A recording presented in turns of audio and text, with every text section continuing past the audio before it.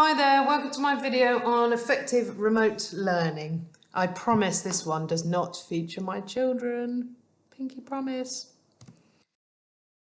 Obviously we've had the new announcement from the government and obviously there's quite a lot of change maybe for year 10, but it's unlikely that years 7, 8 and 9 will be in before September. That's heavily implied. Okay, what that means is obviously that remote learning will constitute their education for a long period of time. We know that it will never be as effective as being in school, but we need to get more students engaged in remote learning. I've looked through Show My Homework, lots of the stuff you're setting on Google Classroom and other things is really good quality, but we're not getting enough students doing that. So I'm working with the year leaders and we're going to look at working with the pastoral team to try and get more students engaged with that.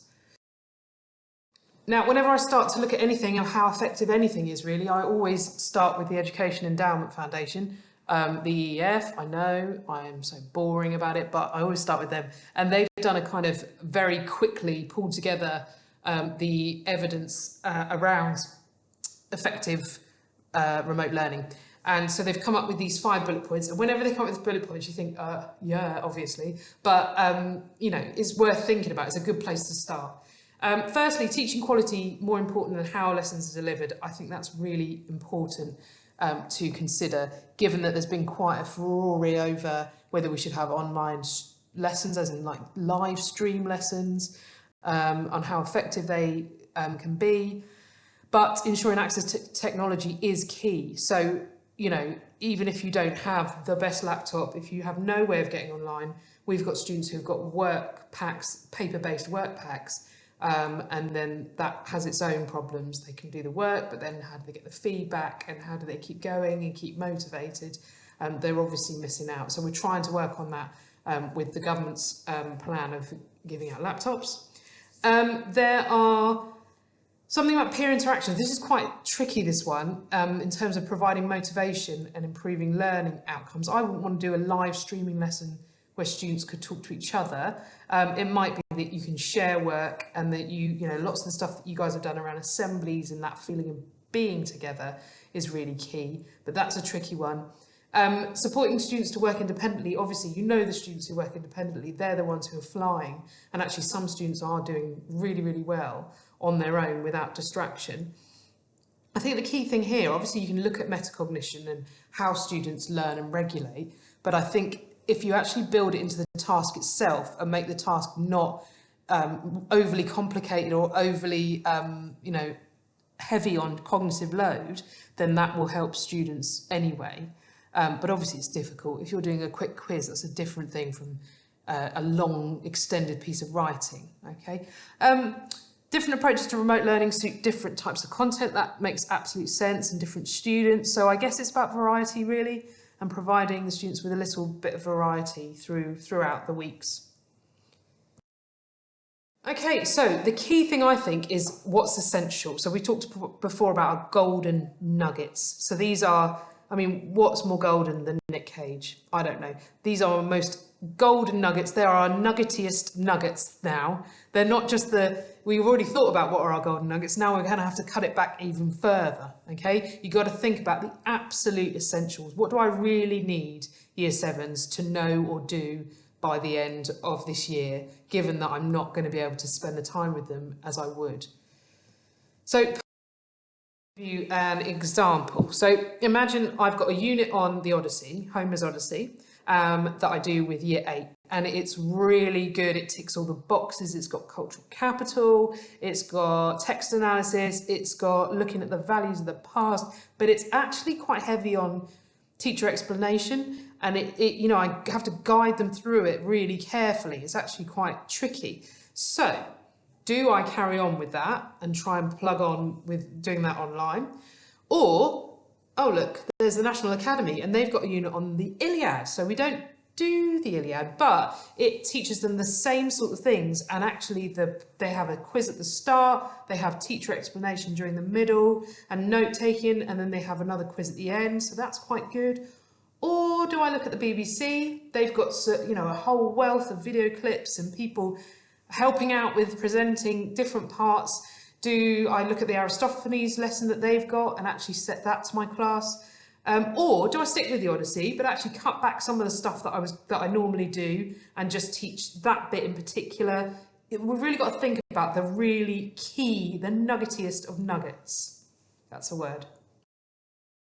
Right, so like I said, Oak Academy, it's worth taking a look at these. I know teachers are funny about resources, and I know we still got this thing where it's like, if I didn't make it, it's not quite right. And I do get that, but it's really worth having a look at these, because to replicate these ourselves and do the video lessons and all the explanation, it'd actually be a massive task. So a plea really to have another look. National Academy, like I said, that's the format, sort of quiz, then teacher explanation, some note taking, and then there's a final bit and a final quiz. The BBC ones, again, they've got some high quality stuff there. So have another look and have another think about, whether or not they'd be useful to you. I wanted to put this quote in from Mark Enser. He's a blogger and he's a geographer, but he says some really, really sensible stuff. And I thought this would sort of resonate with you guys and sort of how you're feeling. So I'm going to read it to you. Okay, I know you're not supposed to read off a PowerPoint, but you can't see me. It's almost like audible, but a bit rubbish. When pupils turn up to my classroom, I can greet them at the door, check how they are, address any urgent issues and get them settled to their work. As I explain things, I use my whole body. Really, it's a sight to behold. I modify my speech patterns based on reaction from the class. I dart from pupil to whiteboard. When I'm talking to them, I'm also constantly scanning the room, looking for those pupils who appear to not be concentrating, asking questions to those whose body language seems to suggest confusion, identifying those pupils who I think have something to add and who want to contribute. Whilst pupils are working, I can constantly circulate the room and look for misconceptions or pupils who are not engaged in their work. I can bring the class back together and respond to what I've seen. I could keep going here. The art of the teacher in the classroom is not even close to being replicated in an online lesson streamed live to a pupil's home. That is because we're trained to teach in a classroom. We've had added years of experience of teaching in a classroom. Very few of us have been trained to teach live via online platforms. There was no time. And all this is before we consider things from their end. Watching me on a screen, especially all those who will be trying to do so on a phone, will leave them beset with other distractions in their environment. The teacher's presence fills a room in a way a phone screen will not. So I thought that was really good. It sums up what's bugging us, I think, at the moment. We can't do the same job that we would normally do. We can't do that. So what we need to think about is how things are going to work now and what actually is he getting at? What's the bit that you can't do? And to me, it kind of crystallises down. And this one's quite a tricky one. How do you provide feedback? If you're going to give every individual person a comment or some sort of feedback after every individual lesson, that's hugely time consuming. And as we know, those personalised comments are not actually really that effective.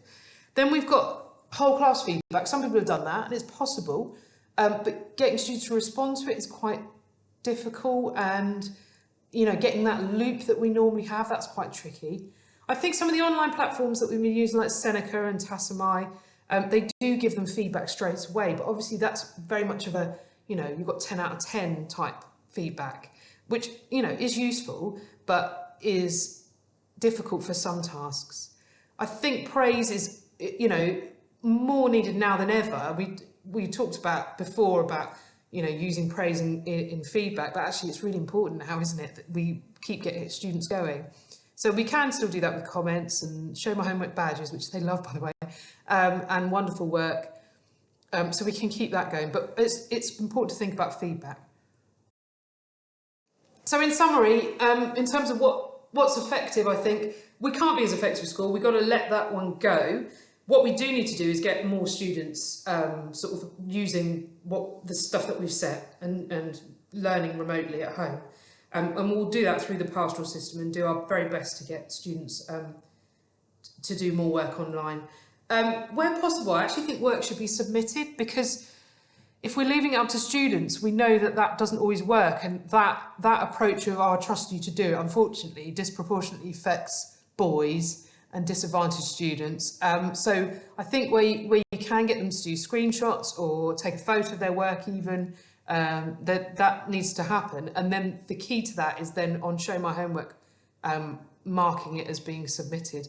Parents are so key in this. We're going to have to lean on them. We're going to have to support them as well, so that it's a real partnership, because we can't do it without them.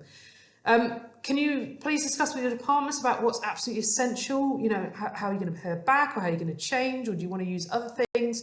Do you want to focus on the skills they're going to need or the content they're going to need? That conversation needs to be had really, so that we can adjust the lessons. Think about the quality resources that already exist, have a good look at those, and think about how to give effective feedback without impacting on workload. I'm not saying that students need a comment every piece of work. I don't agree with that, but it's just thinking in your subject, how can we sort of close that part of the gap that constitutes so much of what we do in the classroom. Right, okay, thank you for listening, everyone. I hope I haven't gone on too long. As usual, email me, let me know what you think, get back to me with any ideas or anything really. I hope you're well. See you later.